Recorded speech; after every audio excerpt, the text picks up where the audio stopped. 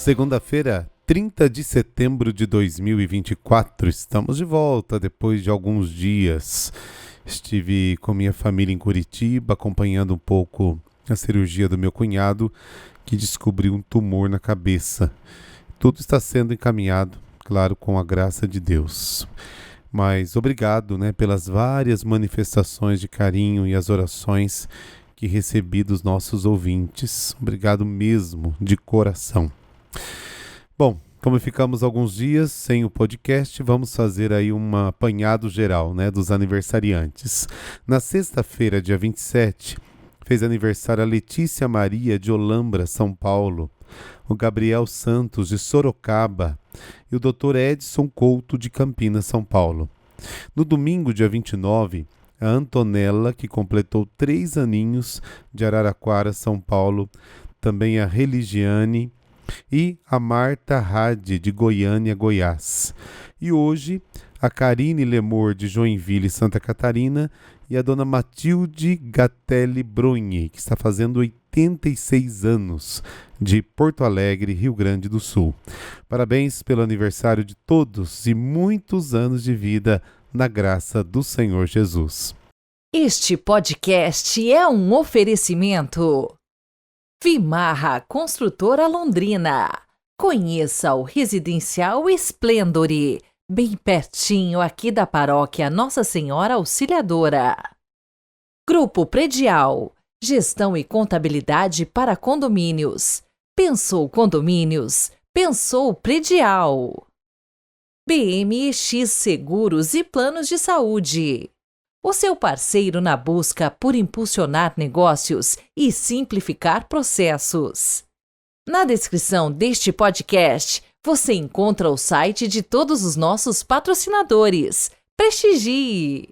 Se antes Lucas nos tinha apresentado a convergência dos homens em torno de Jesus para reconhecê-lo na fé, para ouvir e testemunhar as suas curas, agora se abre uma nova etapa no seu itinerário público. A pessoa de Jesus já não mobiliza muito a atenção das multidões, mas nos se apresenta como aquele que é lentamente afastado do seu povo para ir em direção ao Pai. E este itinerário inclui uma viagem a Jerusalém.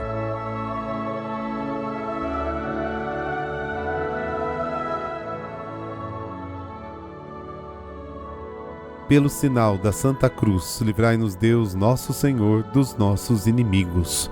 Ó Deus, que destes ao presbítero São Jerônimo profundo amor pela Sagrada Escritura, concedei ao vosso povo alimentar-se cada vez mais da vossa palavra e nela encontrar a fonte da vida. Amém.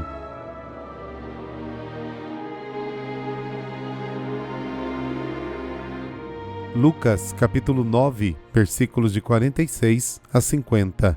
O Senhor esteja convosco, Ele está no meio de nós.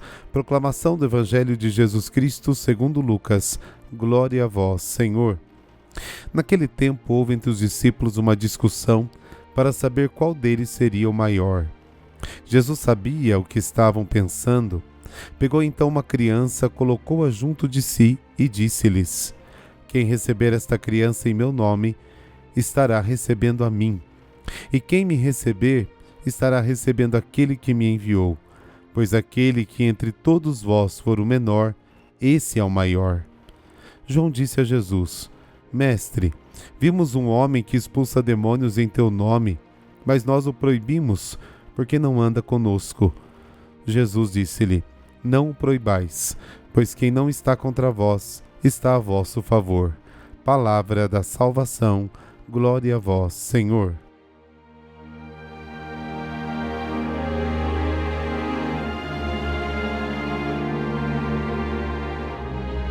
Enquanto está prestes a embarcar nessa viagem a Jerusalém, Jesus lhes revela o destino que o espera. Depois é transfigurado diante deles, como que para indicar o ponto de partida do seu êxodo para Jerusalém. Mas imediatamente após a luz vivida no evento da transfiguração, Jesus começa novamente a anunciar a sua paixão, deixando os discípulos na incerteza e na confusão. As palavras de Jesus sobre o acontecimento da sua paixão, o Filho do Homem será entregue nas mãos dos homens, encontram nos discípulos a incompreensão e o medo silencioso. E aí Jesus leva uma criança. O enigma da entrega de Jesus desperta uma disputa entre os discípulos para decidir quem ficará em primeiro lugar. Sem ser questionado sobre a sua opinião, Jesus, que como o próprio Deus lê os corações, intervém com um gesto simbólico. A princípio ele pega uma criança e a coloca ao lado dela.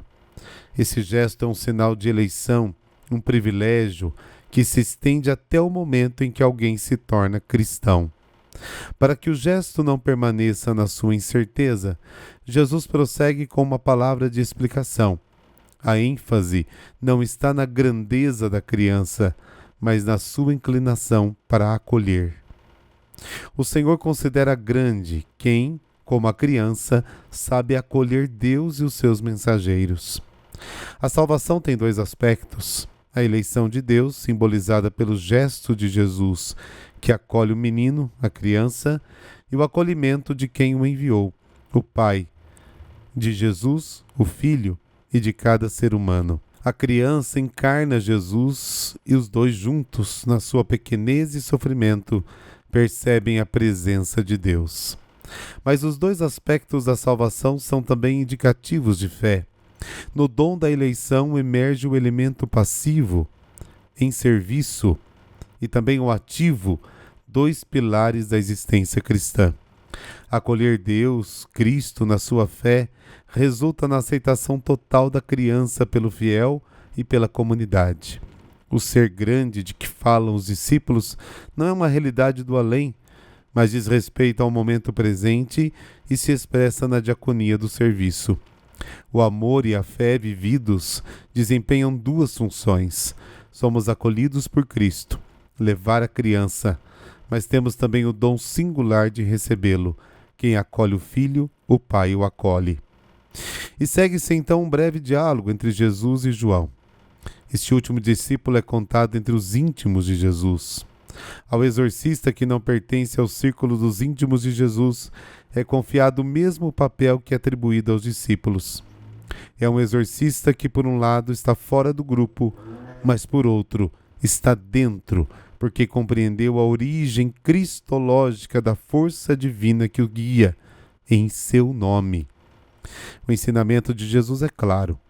Um grupo cristão não deve impedir a atividade missionária de outros grupos. Não existem cristãos maiores que os outros, mas somos grandes em ser e nos tornar cristãos, como crianças. Então a atividade missionária deve estar a serviço de Deus, e não para aumentar a própria notoriedade, a própria popularidade. Este comentário sobre o poder do nome de Jesus é crucial. É uma alusão à liberdade do Espírito Santo, cuja presença é certa dentro da igreja, pode se estender para além dos ministérios estabelecidos e oficiais.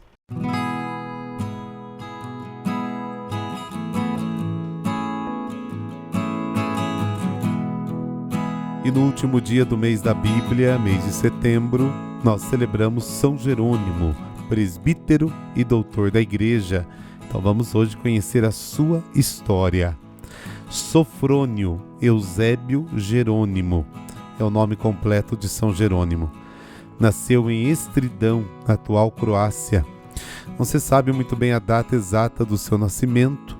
Estima-se aí que seja por volta de 347. De família cristã e rica, São Jerônimo recebeu uma sólida educação e, ajudado pelos seus pais, completou os estudos em Roma. Ali deu-se a vida mundana, deixando-se levar pelos prazeres. Porém, logo se arrependeu, recebeu o batismo e seguiu a vida contemplativa. Jerônimo estudou por toda a vida, viajando a Europa no Oriente, com a biblioteca dos clássicos antigos, nos quais era formado e graduado doutor. Passando pela França, conheceu um monastério e decidiu retirar-se para vivenciar a experiência espiritual. Uma de suas características era o gosto pelas entregas radicais. Ficou muitos anos no deserto da Síria, praticando rigorosos jejuns e penitências que quase o levaram à morte. Em 375, depois de uma doença, Jerônimo passou ao estudo da Bíblia com renovada paixão. Foi ordenado sacerdote pelo bispo Paulino na Antioquia em 379, mas Jerônimo não tinha vocação pastoral e decidiu que seria um monge dedicado à reflexão, ao estudo e divulgação do cristianismo. Aí então ele voltou para Roma em 382, chamado pelo Papa Dámaso para ser seu secretário particular. Jerônimo foi incumbido de traduzir a Bíblia do grego e do hebraico para o latim. Nesse trabalho dedicou quase toda a sua vida. O conjunto final de sua tradução da Bíblia em latim chamou-se Vulgata e tornou-se oficial no Concílio de Trento. Romano de formação, Jerônimo era um enciclopédico. Sua obra literária revelou o filósofo, o retórico, o gramático, o dialético, capaz de escrever e pensar em latim, em grego e em hebraico, escritor de estilo rico, puro e eloquente ao mesmo tempo. Dono de personalidade e temperamento fortíssimo, sua passagem despertava polêmicas e entusiasmos. Devido a certas intrigas do meio romano, retirou-se para Belém, onde viveu como um monge, continuando seus estudos e trabalhos bíblicos.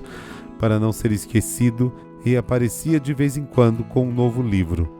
Suas violências verbais não perdoavam ninguém. Teve palavras duras para Ambrósio, Basílio e para com o próprio Agostinho, mas sempre amenizava as intemperanças do seu caráter para que prevalecesse o direito espiritual.